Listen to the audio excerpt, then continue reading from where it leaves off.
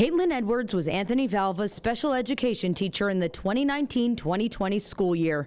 Edwards testified that she did not know Anthony and Thomas Valva were being forced to sleep in a garage. She did, however, make CPS reports many other times and stated issues like bruising, insufficient food, the children's hands being cold and red, the child limping in the classroom, and more.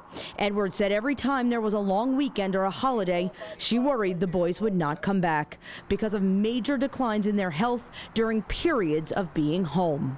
The teacher testified that after winter break, when the boys came back in January of 2020, she said that she was fearful Anthony would die. She describes how one day he was slumped over on his desk in her classroom. Edwards said Anthony was lethargic and starving, even eating food off of the gym floor.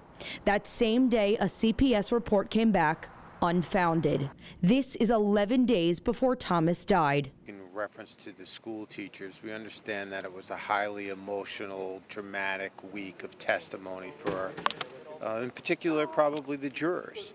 But what we're asking is that the jurors focus on the actual evidence. And when the defense pressed Edwards on if she documented that she thought Anthony would die, she said, quote, "No, I didn't write I thought my student was going to die in my logs." She did say police were called on former NYPD officer Michael Valva when he brought his gun to school and said that was not the only issue reported to police on that occasion. When walking out of the court, Edwards glared over at Michael Valva. Despite the parenting deficiencies and the disciplinary relationship between Michael and his children, that he loved his children. This trial will continue next week, and the judge said it should be over within the next few weeks. That's the latest from Riverhead. Krista McNally, News 12, Long Island.